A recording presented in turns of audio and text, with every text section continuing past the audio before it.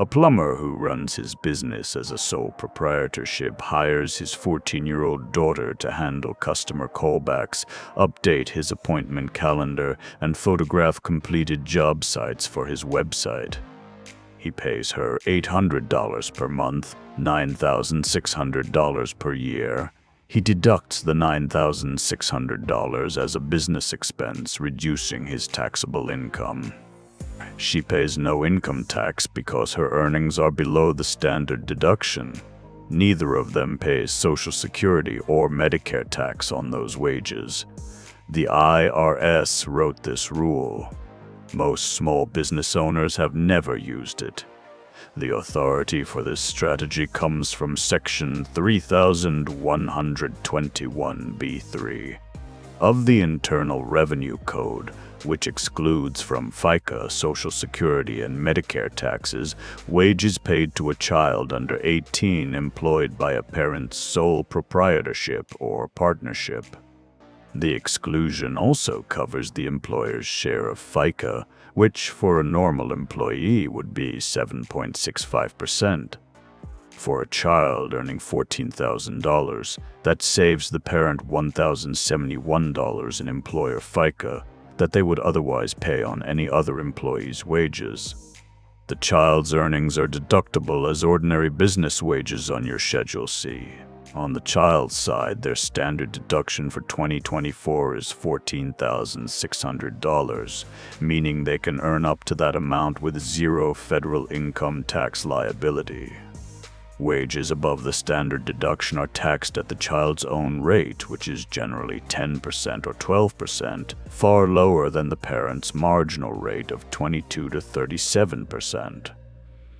The income shifting benefit is real, even above the standard deduction threshold. The FICA exemption applies only when the business is a sole proprietorship or a partnership, where all partners are the child's parents. If your business is structured as an S-corporation or a C-corporation, the FICA exemption does not apply. An S-corp is a separate legal entity, and when it employs your child, it pays wages as any other employer would, subject to the full 15.3% FICA. Many business owners who read about this strategy do not realize it is entity-type specific. If you have already converted to an S-corp, the FICA benefit disappears. The wages must be reasonable for the work performed. The IRS does not allow parents to pay a 10-year-old $50,000 as a social media consultant and deduct it. Reasonable compensation means the wage you would pay any other employee to perform the same tasks.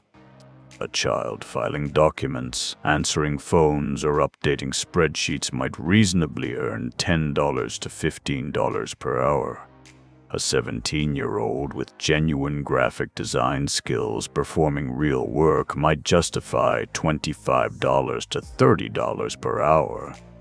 The rate must reflect actual market wages for the actual tasks performed. The work must be real, age-appropriate, and actually performed. A common audit target is a family business that lists a child as an employee, but cannot show that the child did any work. The IRS will ask for timesheets, work product, and evidence of regular duties. It will also ask whether the child's age made the claimed tasks plausible. A 7-year-old cannot be a legitimate marketing coordinator regardless of what a tax influencer told you on social media. Age-appropriate work for younger children includes tasks like shredding documents, cleaning the office, filing, or sorting inventory. Documentation is what separates a legitimate employment arrangement from a deduction that collapses under audit. You should have a written job description specifying the child's duties. You should maintain timesheets or a work log showing hours worked and tasks completed. Payments should go through a proper payroll process, not cash handed over at dinner. The child should have their own bank account into which wages are deposited. Paychecks should be regular and consistent, not lump sums paid once in December. One powerful additional benefit is the Roth IRA. A person can contribute to a Roth IRA up to the amount of their earned income for the year, subject to the annual contribution limit of $7,000 in 2024. A child with $9,000 in documented W-2 wages can contribute up to $7,000 to a Roth IRA. That money grows tax-free for potentially 50 or more years. A $7,000 Roth contribution made by a 14-year-old invested in a broad index fund can reasonably grow to $200,000 or more by retirement at a 7% average annual return. The most common mistakes are paying wages in cash without a paper trail, failing to file payroll taxes at all, and claiming wages on Schedule C without issuing a W-2.